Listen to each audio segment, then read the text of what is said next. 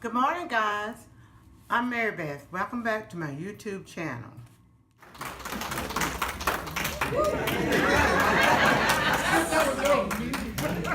Pulling up the slack. Y'all know who that is. Joe Clyde watching people feed the fish at the park, at the gazebo. About 5 or 6 months ago, my niece asked me to do a Q&A on how B and Joe stayed married for 50 years and stayed in love. Well, I've been procrastinating on this, and thinking about it, so I decided to give it a try. I don't think anyone can tell you 100% that they know how they stay married for 50 years. I know it's a rarity, but 50 years goes by pretty quickly.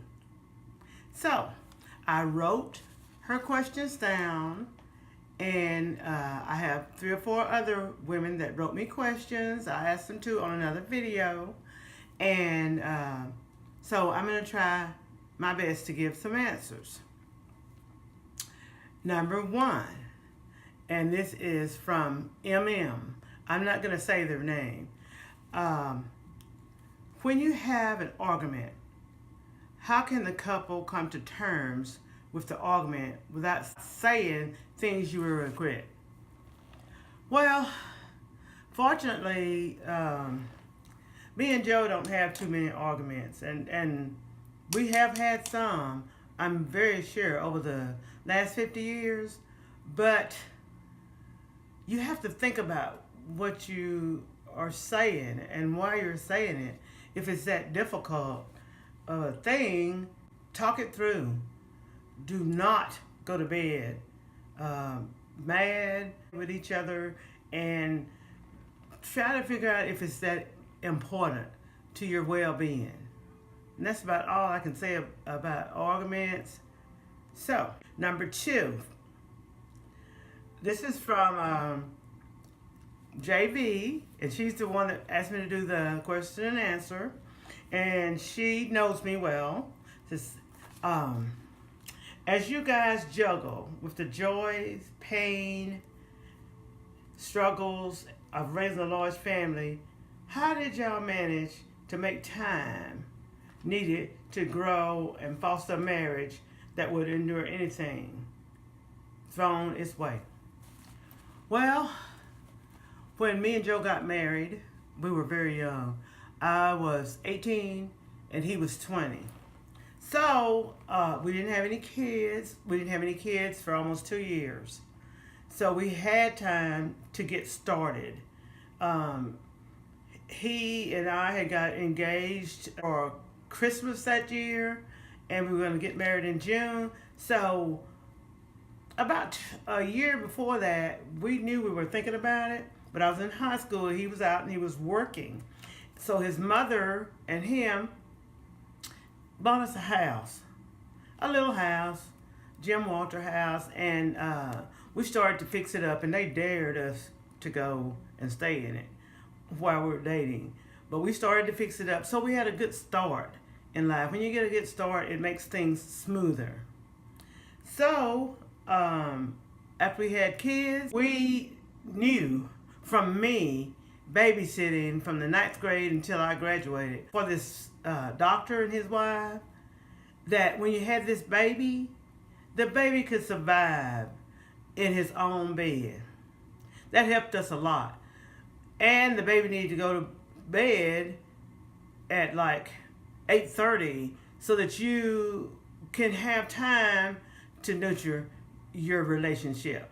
If you have a baby and the baby's in the bed with you and the baby stays up until you go to bed, if you go at 12, then you don't have any time for each other. So I think that helped us a lot. 3, what do you feel is the most important key to a successful marriage? I know that the most important key to a successful marriage is trust. You trust in me, I trust in you, and don't do anything to break that trust. If you do, then you're going to have a hard road to hoe. Was there ever a time that you guys almost gave up on your marriage? And how did you overcome that period?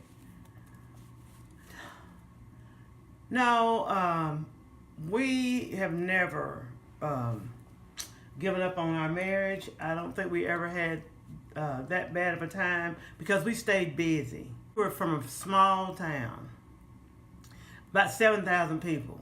If you wanted a job and you went off to college and everything, most of the people moved off.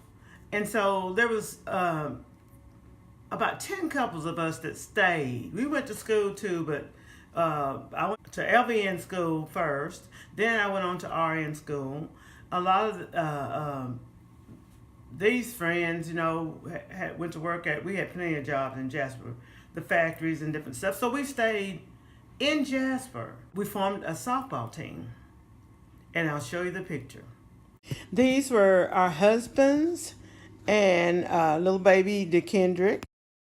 And these are us, the wives. One was Big Red Machine for the men, and the other was the Red Spot for the women. And the Red Spot was a liquor store that my husband and his brother owned together. So we had softball to do, and we always said, as a group, whenever we did anything, when we went off to play softball, when we practiced for softball, anything, we always brought the kids with us. You didn't try to leave them on a babysitter or anything. So that helped to keep us together. The next one, as you juggle a career, motherhood, marriage, how did you keep your sanity? Well, I'm not sure. I had 2 boys and then I had some twins. So as they grew up, they were into everything. They went to baseball, football, Boy Scouts, 4-H club. There was no time to lose your sanity. The next one is him again. It said, how do you crave, want, desire, and stay with one man for 50 years? Well, I would say you have to make time for each other. You have to think about the things that you did before you got married to keep his attention. And he has to do the same. I listen to Joel Osteen. I hope y'all know he's one of these megachurch pastors. He said, now, think about this. Along in your marriage, okay, you get ready to go to bed. And you go, you take your bath, put your little foo-foo stuff on, cologne, and you come to bed looking like your grandma with a big gown on or something that's hanging. Well, your husband notices that too. So every once in a while, and his Pastor Osteen's wife is named Victoria. He said you need to go to Victoria's Secret. So I really did like that. Order a surprise for him every once in a while. A little tool or something. And maybe he'll like it. Maybe he won't. But you have to try it. That's on the female part. I can only speak for me. Then, I always told Joe Clyde that if he wanted to try something new, try it at home and make both of us happy. Moving on. S. In 50 years of marriage, have you ever gone to bed angry? No, I don't. We tried not to. I'm not going to say I didn't ever because I don't remember going to bed angry. But I may have. But I was blessed with the fact that I can't stay mad for nothing. An hour, that's passed over me, and I'm moving on to the next step. So that helped me a lot. I'm just made that way. And plus, arguing with Joe Clyde, it's just like arguing with myself. He won't say anything. He don't even dignify whatever I'm arguing about, because it's just not worth it. This is from S. Did you have date night when the kids were young? No, I didn't have time for date night back then. As I said, I had 4 kids. It was all kind of activities. I was working or going to school, so we didn't have date night when they were young. That started after they were all gone from home to college or got married. Well, guys, there's no saying. True love never expires and can endure anything. So I'm thankful to my God that He sent me a man that I was truly in love with, and he seems to be truly in love with me.